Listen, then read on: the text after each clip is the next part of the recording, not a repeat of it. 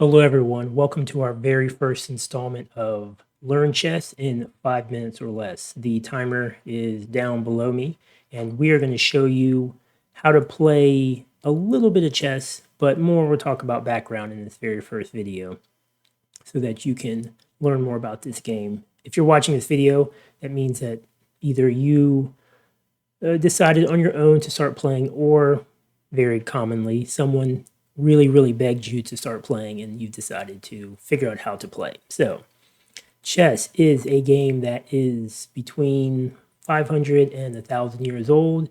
It's come in a couple different varieties and different forms, but in its current form, it's been around almost 500 years. It is played on the board in front of you, which has 64 squares. They alternate in color, and in real life, in order to know whether a chessboard is oriented correctly, the bottom right-hand corner, which is right here, needs to be a white square, or whatever color square is the light color. So, if it's a red and black board, like a checkerboard, then the bottom right-hand corner will be red. If you're playing on some other color board, whatever it is, light color in the bottom right-hand corner. The other thing about chessboards is you can see the numbers going up the column here, 1 through 8, and then the letters are a little bit obscured by the pieces, but A through H along the bottom, that tells you the name of each square. For example, this square in the middle of the board is E4 because E and 4 meet there. Little matrix for you. The other thing when you're playing chess is there are 6 different pieces, and in our next video, we'll explain how they all move. In this video, we'll just mention what they are. So your pawns, there are 8 pawns that go on the 2nd rank and the 7th rank. And then you have a rook, a knight, a bishop, a queen, and a king. When you are setting up pieces in real life, you can put the rooks, which are the shortest pieces other than the pawns, in the corner. So shortest goes in the corner.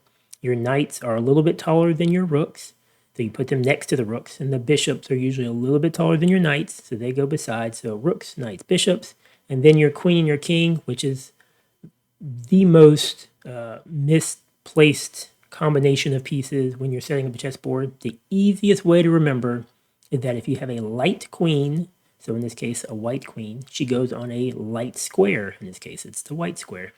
And if you have a dark queen, the black queen, then she goes on whatever color is the dark square. So queens, I don't know, you could think of it as they wear a dress in the same color they are. I'm not sure if that makes any sense, but it works when I teach children how to play chess. So dark queen, dark square, light queen, light square.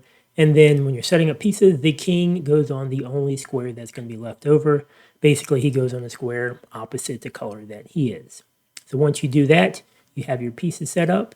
And then, like I said, in our next video, you can learn how they move. Chess is a turn-based game, alternating turns. So one player goes, the next player goes. You're not allowed to skip your turn, even though sometimes you'd like to be able to do so if you're in a bad position. And the game can end in a couple different ways. In our 3rd video in this series, we'll talk about how games can end.